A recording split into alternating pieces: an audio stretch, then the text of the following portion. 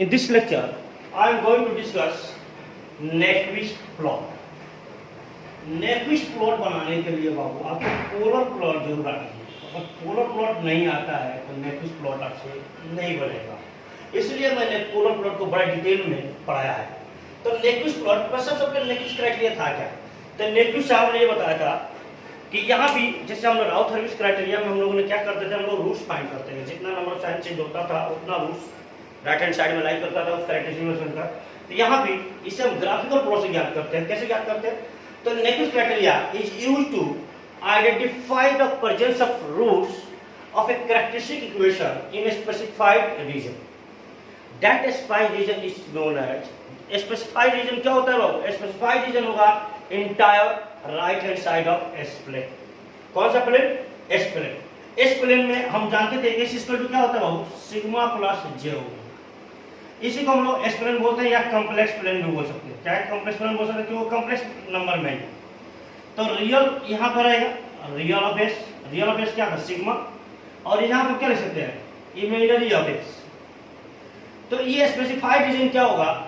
अब चूंकि हम लोग पढ़ चुके हैं कि जितने भी पोल लेफ्ट हैंड साइड में लाइज करता है तो left hand right side already क्या होता है? स्टेबल होता है। तब हमको ये स्टेबल रीजन होता है। तो हम लोग को इस रीजन में कोई पोल ज्ञात करना ही नहीं है। इसका पोल कितना है कितना उसे मतलब ही नहीं है, क्योंकि ऑलरेडी ये स्टेबल आएगा। हमें सारे के सारे पोल किधर निकालनी है? अब ये हम लोग का अनस्टेबल रीजन होता है। अब इस रीजन में अगर कोई भी पोल अगर आ गया तो सिस्टम क्या हो जाएगा? अनस्टेबल। यानी स्टेबिलिटी की जब हम पढ़ेंगे तो हम इसी रीजन में पोल केवल चेक कर लेते हैं, क्योंकि विश्लेषण का मतलब नहीं। लेकिन राइट हैंड साइड से मतलब है तो राइट हैंड साइड का पोल हम ज्ञात कर लेते हैं।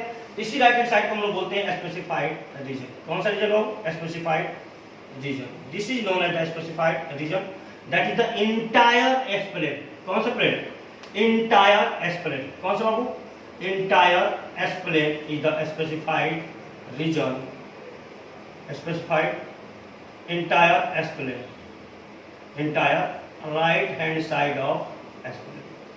तो इस प्लेन को हम बोलते हैं इसी को बोलते हैं स्पेसिफाइड रीजन। और अगर इसी में पोल अगर हम ज्ञात कर ले तो हम लोग को पता चल जाएगा कि सिस्टम स्टेबल है या अनस्टेबल है। और Nyquist साहब को यही Nyquist क्राइटेरिया से जब भी बाबू ऑब्जेक्टिव क्वेश्चन पूछता है कि Nyquist क्राइटेरिया क्या डिटरमाइन करता है? Nyquist क्राइटेरिया डिटरमाइन करता है कि कितना नंबर ऑफ रूट्स इसका कहां प्रेजेंट है? राइट हैंड साइड में। इसका राइट हैंड साइड में कितना नंबर ऑफ रूट्स प्रेजेंट है कैरेक्टरिस्टिक इक्वेशन का, यही हम ज्ञात करते हैं Nyquist क्राइटेरिया से। Nyquist criteria in relation to determination of stability of a control system is mapping from कौन सा बाबू? S plane to GHSS plane. S plane to अब जीएचएसएस। अब मैपिंग क्या होता है? तो मैपिंग थ्योरम बोलता है कि every point in S plane. एक एग्जांपल ले रहा हूं मैं। एवरी पॉइंट एस प्लेन है बाबू अपने पास। ये बोलता है every point of S plane will get mapping into a corresponding point in GHSS plane where GHSS is the function of any function of S। तो मैं मान लेता हूं कि GHSS एक फंक्शन है और वो फंक्शन है 1/s+1 का। यहाँ पे हम लोगों ने S को वैल्यू किया है और वहाँ फंक्शन मान लेते हैं कि S is the function GHSS function of 1/s+1 का। अब इसको हम यहाँ पे रियल GS/HS और ये इमेजिनरी GS/HS। आपको याद होना चाहिए पोलर प्लॉट वहाँ GHSS प्लेन में बात करते हैं।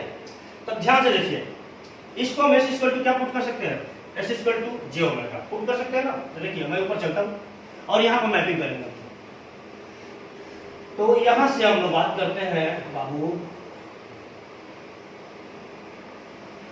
ध्यान देखिए, यहाँ पे हम लोग पास GS/HS ले था। किसी फंक्शन है बाबू 1/s+1 का और यहाँ पे S है। अब ध्यान से देखो, सबसे पहला S क्या है? जीरो देखते हैं, जीरो है ना, क्योंकि यहाँ पे जीरो होगा। तो ये जीरो रखोगे तो क्या मिलेगा? GS/HS क्या मिलेगा? 1/0+1 दैट इज 1। अगर यहाँ पे अगर इसको S equal to j omega रखो तो इसका दो चीज निकलेगा। एक इसका मैग्नीट्यूड निकल जाएगा j omega into h। j omega equal to 1/s+1 omega and angle कितना आ जाएगा बाबू? एंगल आ जाएगा -tan इनवर्स ओमेगा। अब आपने यहाँ पे जैसे इक्वल टू क्या रखा है? 0। एस बोलो फ्रीक्वेंसी बोल देता ओमेगा। क्योंकि देखो यहाँ से ओमेगा वैल्यू करते जाएगा क्योंकि ये ओमेगा की एक्सिस है।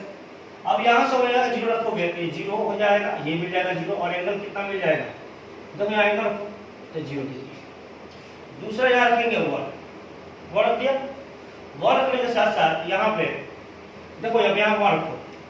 अब इसका मैग्नीट्यूड अगर निकालता है हम लोग तो क्या आएगा मैग्नीट्यूड 1/√1 प्लस ओमेगा स्क्वायर, ठीक पोलर प्लॉट। अब अपने यहाँ 1 रखा है तो s की जगह पे अगर ऐसे सोचता s की जगह पे क्या रखते हैं हम लोग j, यहाँ j आता कि नहीं, क्या लिखते हैं हम लोग ऐसे अपने अगर मैं j लिखता है यहाँ क्या आता 1/j+।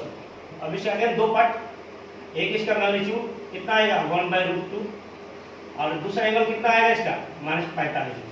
तो tan इनवर्स कितना देखो -tan इनवर्स 1/2 कितना आ जाएगा -45 डिग्री। नेक्स्ट अपने पास 2 रख दिया, देखो 2 जा रहा है तो अपना GS × HS क्या मिलेगा 1/1 + 2j। इसका मैग्नीट्यूड निकालिए तो इसका मैग्नीट्यूड आएगा 1/√5 क्योंकि 1 + 4 एंगल कितना मिलेगा -tan इनवर्स 2/2। अगेन अब ऐसे करके करते हैं हम कहां तक जा रहे हैं इनफाइनाइट तक। इनफाइनाइट रखते हैं, इनफाइनाइट रखते ही इसका मैग्नीट्यूड कितना मिल जाएगा, देखो इसका मैग्नीट्यूड ये इनफाइनाइट करेंगे तो GS × HS 1 + इनफाइनाइट कितना आ जाएगा 0। अब अगर ये 0 हो गया तो एंगल कितना मिलेगा आपको, तो यहाँ मिलेगा 0 एंगल -tan इनवर्स इनफाइनाइट/1, ये होगा 0 एंगल -90। अब ध्यान से सुनो, हमने आपको प्रॉब्लम बताया था कि जब भी नेगेटिव एंगल होता है तो हम चलते हैं क्लॉकवाइज 0 डिग्री -90 -180 -270 और -360।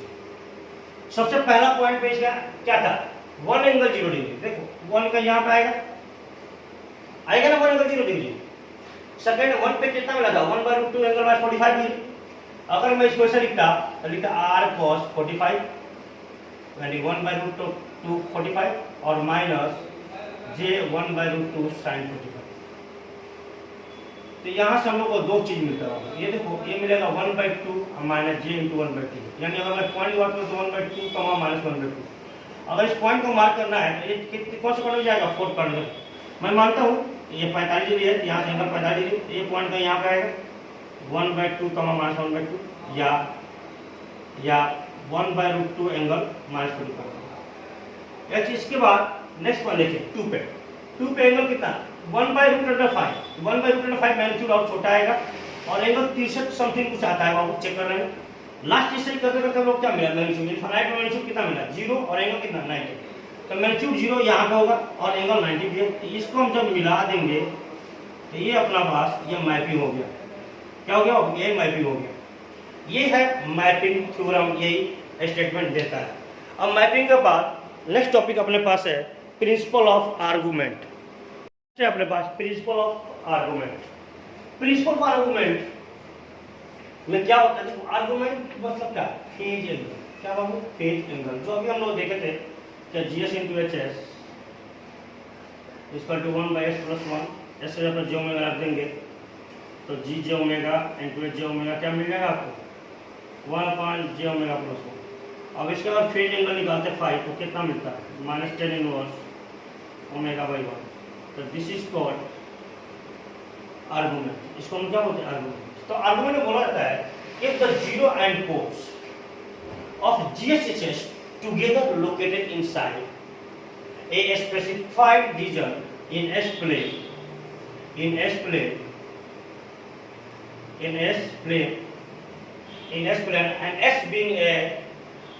S being varied along a path closing the boundary in such a region। अभी मैं बोलता हूँ कि पाथ है क्लोज कर रहा है बाउंड्री को in such a region and corresponding change in argument जो होता है बाबू वो होता है 2πp - j वेयर p है number of poles in GS × HS और z है number of zeros in GS × HS। किस साइड बाबू number of poles in right side, number of poles in GHS lies in right hand side, ये भी होगा lies in right hand side. तो जो total change in argument आता है बाबू, ये फॉर्मूला है अपने पास 2 पाई p माइनस जेड। तो मैंने एक एग्जांपल लेता हूँ, ये एस प्लेन है अपने पास, यहाँ पर मैं मान लो कि ऐसे वेरिएबल है जो इस पॉइंट पर वेरी कर रहा है। तो यहाँ से जो चेंज इन आर्गुमेंट अपने पास मिलेगा बाबू,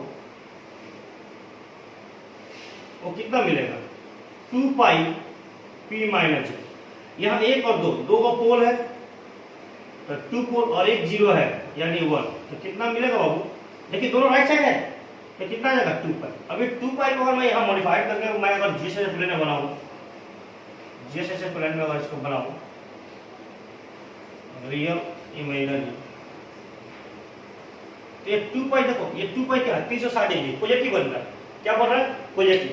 अच्छा पॉजिटिव बनेगा तो ये भाई साहब ये क्या क्लोज मैपिंग होते हैं, और वो क्लोज मैपिंग क्या होता है इस डायरेक्शन एंटी क्लॉकवाइज डायरेक्शन में स्टार्ट होगा, क्योंकि यहाँ से 0 90 180 270 और 360 और 2 पाई, इसलिए कहाँ चलेगा close clockwise anti clockwise direction. तो this is the principle of argument.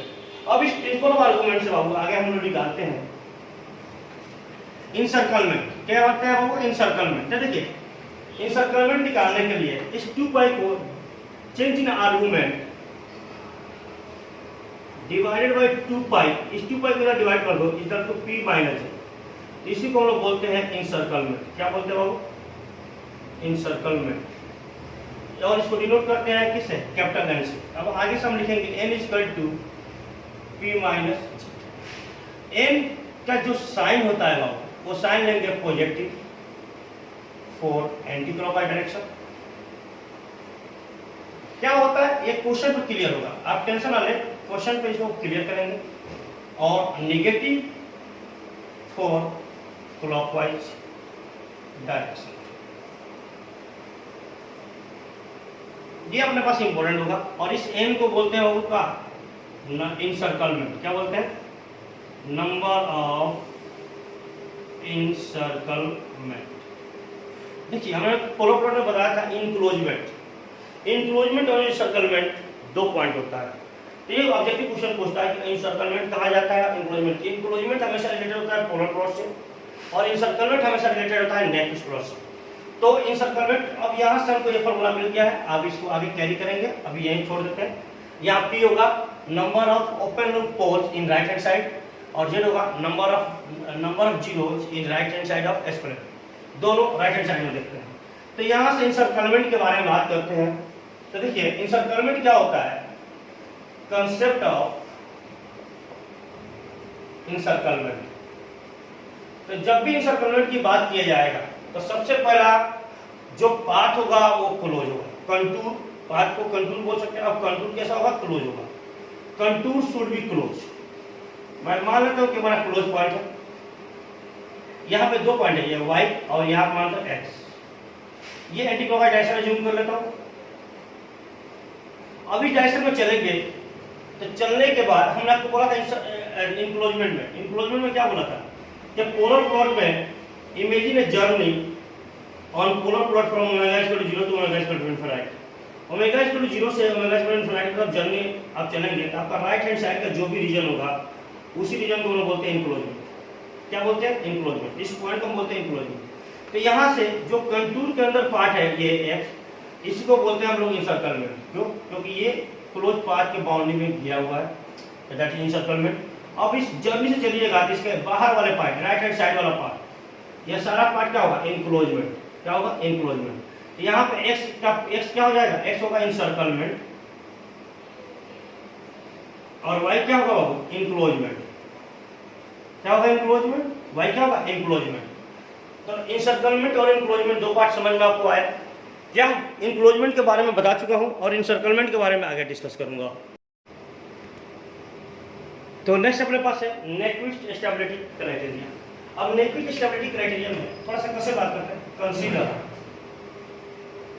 A transfer function GS into HS is equal to S plus minus Z, S plus minus P। तो इससे हम इसको कैरेक्टरिस्टिक इक्वेशन बनाएंगे। ध्यान सुनना, characteristic equation, characteristic equation 1 plus GS into HS equal to 1 आप plus जी से job क्या है पुट कर दो s into S plus minus P, ध्यान से देखना।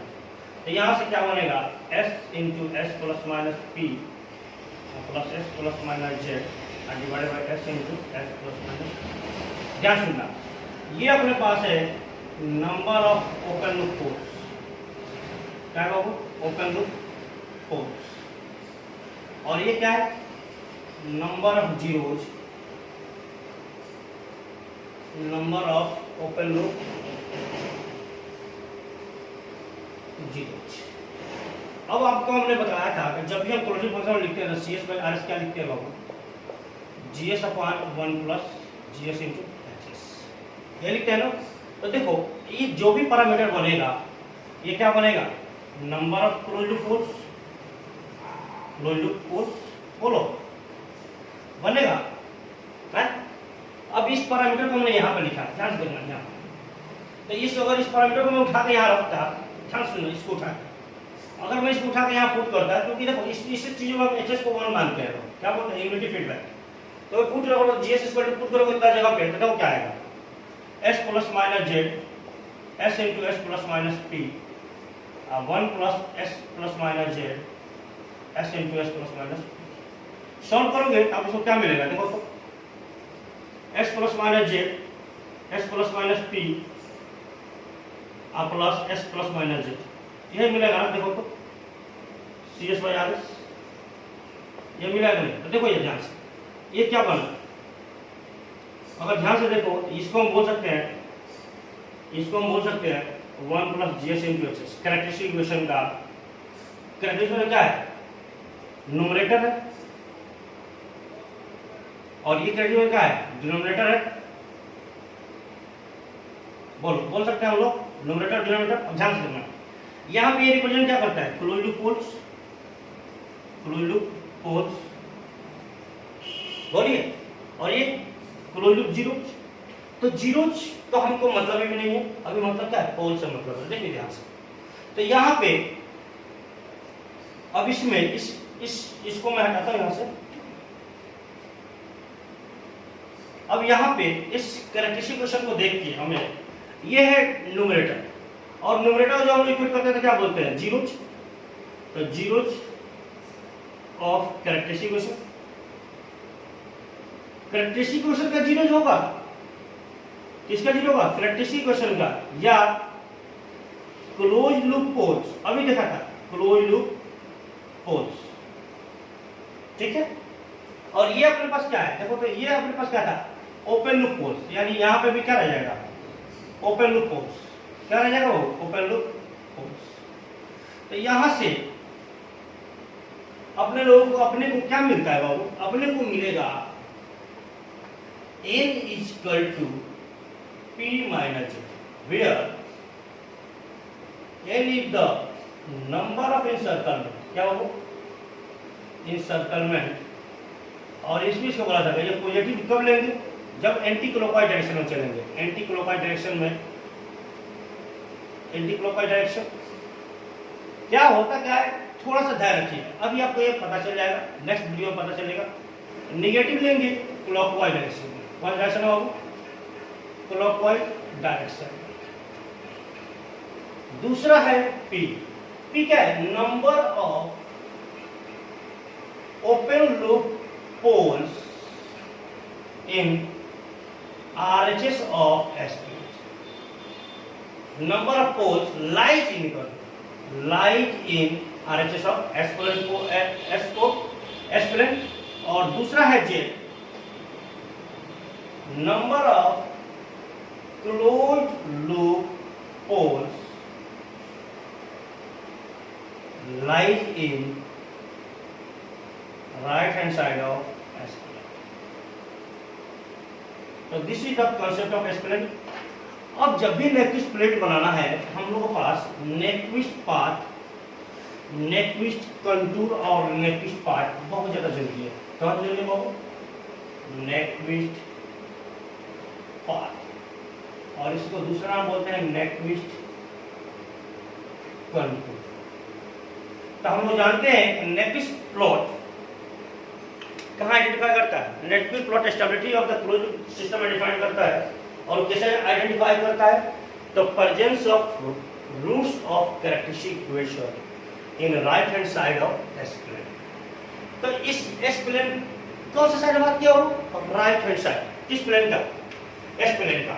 तो सबसे पहला case first for type zero system. कौन सा सिस्टम बाबू? Type zero. तो टाइप जीरो मैंने बताया था कि नंबर ऑफ पोल्स जिसके ओरिजिन पे एक भी लाइन नहीं करते हैं, जिस ओपन लूप कभी भी देखो, सबसे पहले मैंने बताया था टाइप्स निकालने के लिए कौन सा सिस्टम लेते हैं? ओपन लूप ट्रांसफर फंक्शन लेते हैं। कौन सा? Open loop transfer function. और ओपन लूप ट्रांसफर फंक्शन क्या होता है? GS into HS. सबसे पहले बात। दूसरा बात, इस जीएसएस में देखते हैं कि कितना पोल्स इसका ओरिजिन पे है, कितना पोल इसके ओरिजिन पे। अगर पोल ओरिजिन पे एक भी नहीं है, एक भी पोल ओरिजिन पर नहीं है, इसी को हम लोग बोलते हैं टाइप जीरो सिस्टम। तो फॉर टाइप जीरो सिस्टम के लिए जो नेक्विस्ट कंटूर होता है बाबू, वो अपने पास कुछ ऐसा होता है, ये सिग्मा और ये जी ओमेगा एस प्लेन। अब हम लोग ने अभी बोला था कि नेक्विस्ट स्टेबिलिटी क्राइटेरिया जो डिटरमाइन करता है, वो किसका डिटरमाइन करता है? प्रेजेंस ऑफ रूट्स किसका? कैरेक्टरिस्टिक इक्वेशन का। कहाँ पे? In right side of the S plane. तो total right side S plane को क्या करते हैं? एक्वायर करते हैं। एक्वायर करने के लिए हमने क्या किया? एक सेमी सर्कल एज्यूम किया, एक सेमी सर्कल एज्यूम किया और उसका रेडियस का लिया आर, कैपिटल आर। और कैपिटल आर कहाँ तक? इनफाइनाइट। तो हमेशा सेमी सर्कल ही क्यों लिया जाता है? क्यों नहीं स्क्वायर, क्यों नहीं रेक्टेंगल? क्योंकि बाबू सेमी सर्कल एक ऐसा पॉइंट है जिसका रेडियस किसी पॉइंट में क्या होगा? इनफाइनाइट होगा। तभी इनफाइनाइट के बाद तो कुछ हो नहीं सकता है ना राइट हैंड साइड में। ये अपने पास स्पेसिफाइड रीजन हो गया।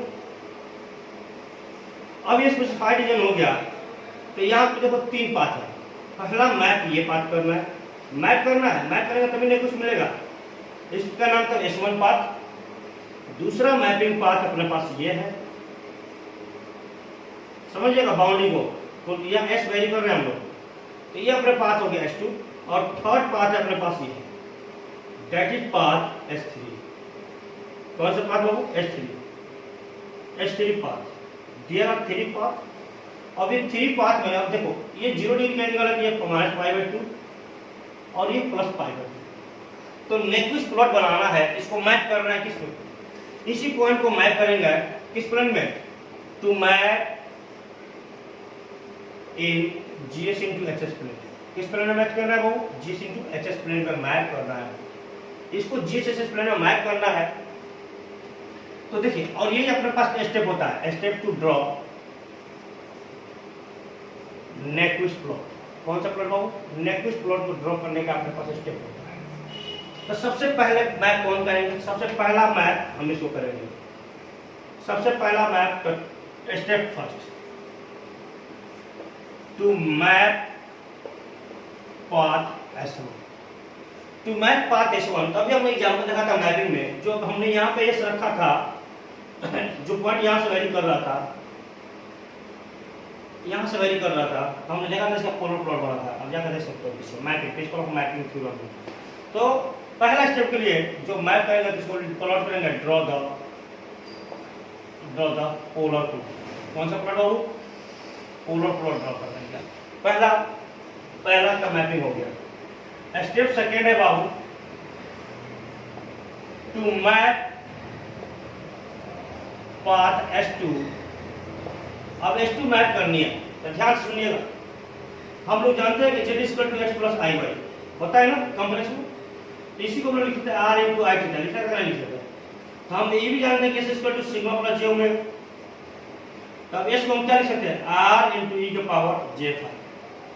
r ये होगा σ² √σ² ओमेगा² और फाई होगा tan इनवर्स कितना? r कितना हो जाएगा? √σ² ओमेगा² और फाई हो जाएगा tan इनवर्स ओमेगा/σ। तो ये तो हम यहाँ क्या करेंगे? कैसे s? तो हम यहाँ करेंगे पुट s = लिमिट r कहाँ तक वेरी किया? इनफाइनाइट तक। s की जगह क्या पुट करेंगे? r × e⁻j⁵ इन किसमें? GS × HS.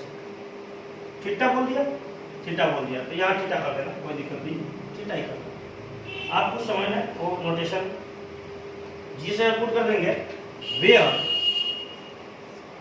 थीटा। अब ध्यान से देखिए, ये बाउंड्री स्टार्ट हो रहा है यहाँ से और कहाँ तक चल रहा है, यहाँ तक। ये ना पूरा पूरा S2 है। तो देखिए π/2 से ये स्टार्ट हुआ और कहाँ पर हुआ -π/2। थीटा कहाँ वैल्यू करेंगे π/2 टू -π/2। देखिए हम इसी डायरेक्शन एरो के डायरेक्शन में चलेंगे, या उल्टा नहीं चल सकते, -π/2 से पहले ये डायरेक्शन में चलेंगे π/2 से -π/2। स्टेप थर्ड है अपने पास बाबू, टू मैप पाथ S3।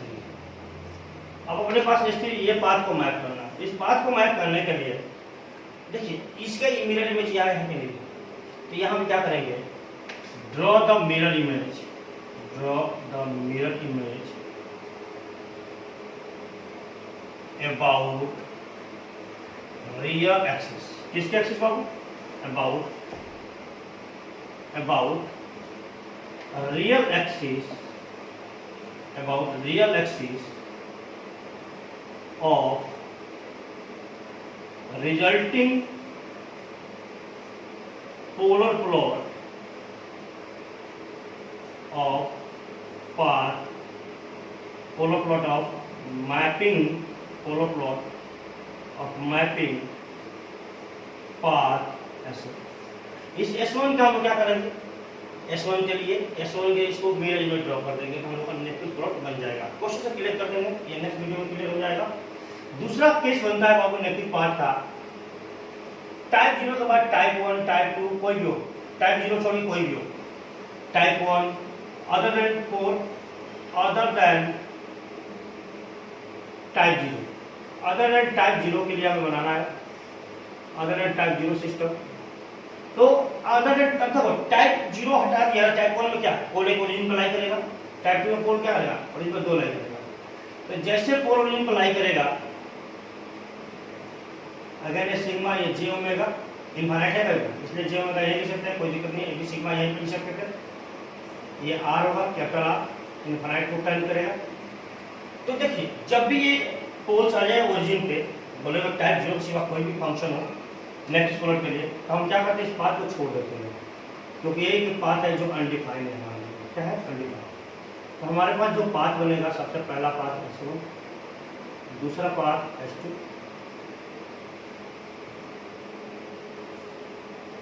तीसरा पाथ S3 और चौथा पाथ S4। अब देखो, अब जब हम इसको लिख किया था कि स्मॉल सर्कल बना नहीं बना, इस स्मॉल सर्कल रेडियस स्मॉल और स्मॉल टेंडिंग टू 0, क्या बोलेगा, टेंडिंग टू 0, तो 0 कर देंगे तो फिर यही आ जाएगा। इस बात को इसलिए छोड़ते हैं क्योंकि इसमें फंक्शन क्या हो जाएगा, डिफाइन हो जाएगा। तो मैपिंग में अब ऐसे type other than type 0 system के लिए जो नेक्विस्ट प्लॉट बनाएंगे, तो ये तीनों का तीनों स्टेप सेम चलेगा, तीनों स्टेप सेम चलेगा। एक लास्ट स्टेप क्या बचा, स्टेप 4। तो स्टेप 4 क्या हो जाएगा, वो भी ऐड हो जाएगा। ये तीनों ये रहेगा, स्टेप 1 ये रहेगा, स्टेप 2 ये रहेगा, स्टेप 3 ये भी रहेगा। स्टेप 4 अपने पास होगा टू मैप पाथ S4। अब S4 पाथ मैप करने के लिए put S equal to limit R tend to 0 plus not 0, exact 0 नहीं, 0 प्लस। एग्जैक्ट 0 प्लस का मतलब है 0 ही लेकिन 0 नहीं, और पुट R इंटू ई का पावर J5। किसमें पुट करेंगे, इन GS इंटू HS में, किसमें, GS इंटू HS में, वेयर 5 vary from where 5 कहाँ से कहाँ वैरी करेगा, देखो 5 ये किसके आएगा, π/2 का, और कहाँ तक जा रहा है, π/2 का। where 5 vary from -π/2 to π/2। तो this is the theory related to Nyquist plot. अब इसके बाद ये सारा का सारा कंसेप्ट नेक्विस्ट क्वेश्चन